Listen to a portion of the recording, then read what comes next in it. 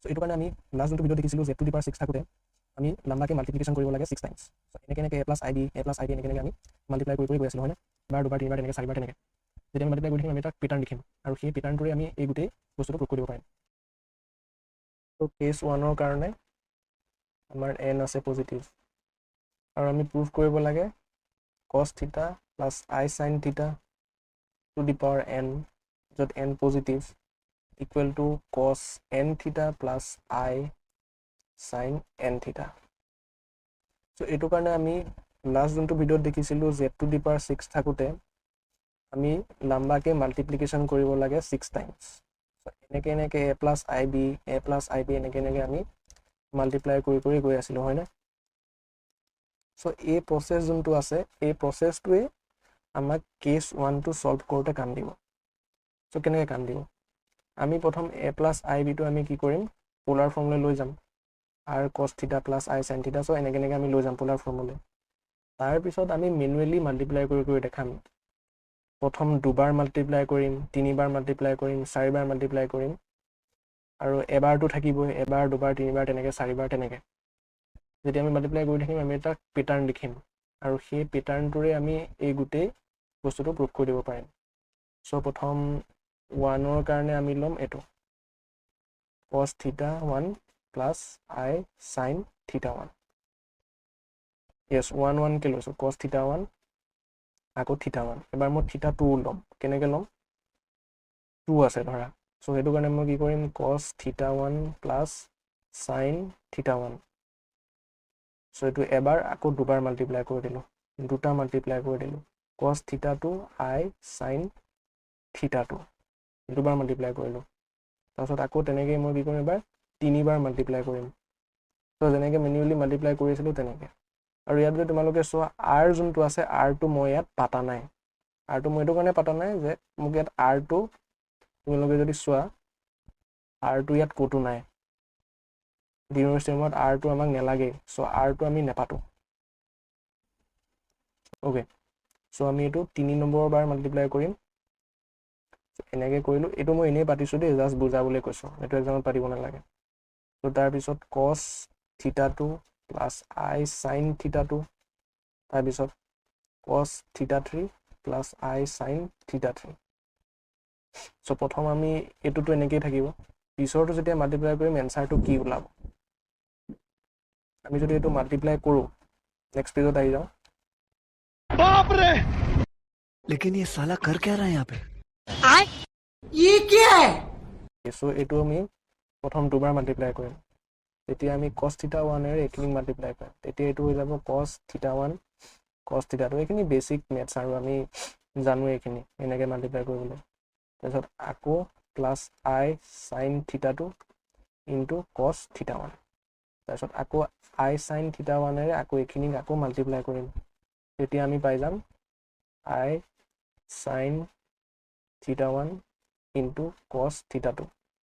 আকৌ i sin থিটা 1 আৰু i sin থিটা 2, সেইটো হৈ যাব মাইনাছ sin থিটা 1 ইনটু sin থিটা 2। চ' এইটো মাইনাছ কেনেকৈ হ'ল মোক কমেণ্টত ক'বা। আৰু আমি জানো যে i স্কুৱেৰ ইকুৱেল টু -1। চ' এইটো কেনেকৈ হ'ল মোক ক'বা ভালকৈ হা, ষ্টেপটো লিখি দেখাবা। তাৰপিছত এতিয়া এইখিনি আমি অলপ ৰিএৰেঞ্জ কৰিম। ৰিএৰেঞ্জমেণ্টত আমি কি কৰিম, এই ৰিয়েল পাৰ্টটো লৈ ল'ম, এইটো ৰিয়েল এইটো ৰিয়েল। চ' cos থিটা 1 ইনটু cos থিটা 2 এইটো ৰিয়েল পাৰ্ট আৰু sin থিটা 1 ইনটু sin থিটা 2 এইটো হ'ল ৰিয়েল পাৰ্ট। তাৰপিছত প্লাছ যোনকেইটা ইমেজিনেৰী পাৰ্ট আছে এইটো পাৰ্ট আৰু এইটো পাৰ্ট মই আইটো কমন লৈ আনিলোঁ, তেতিয়া sin থিটা 2 ইনটু cos থিটা 1 আৰু প্লাছ sin থিটা 1 আৰু cos থিটা 2। এতিয়া যদি চোৱা এইটো এটা ফৰ্মুলাত আহি গ'ল, cos a cos b minus cos sin a sin b, সেইটো ফৰ্মুলাত আহি গ'ল। আৰু সেইটোৰ মতে কি হয় cos a প্লাছ b, সেইটো হৈ গ'ল। তাৰপিছত আকৌ i আহিল, এইটো এটা ফৰ্মুলাত আহি গ'ল, sin a sin b cos a cos b। চ' এইটো কি ফৰ্মুলাত আহি গ'ল sin a plus sin b, এইটো ফৰ্মুলা লগাই দিলোঁ। চ' আমি তাৰ পৰা পালোঁ এইখিনি।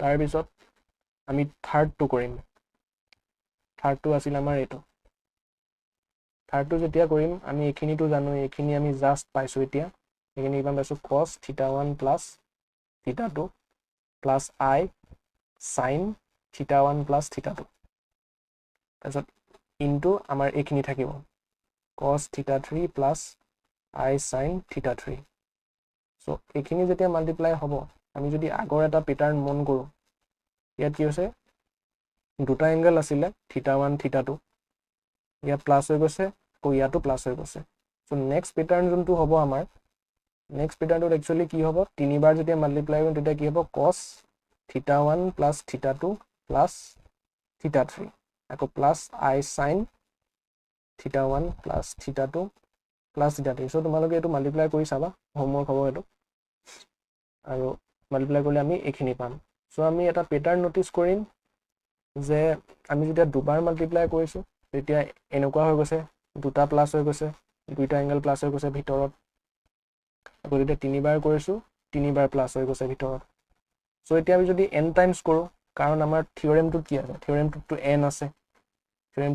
n আছে চ' আমি n টাইমছ মাল্টিপ্লাই কৰিব লাগিব চ' যেতিয়া আমি n টাইমছ কৰিম ইমান চিন্তা নাই আৰু আমি যেতিয়া n টাইমছ কৰিম জাষ্ট এইটো হৈ যাব cos θ1 plus θ2 plus θ3 dot plus তিনিটা ডট দিব লাগে সদায় অ'কে প্লাছ n টাইমছ কৰি দিলোঁ আকৌ plus I sin θ1 θ2 plus θ3 dot plus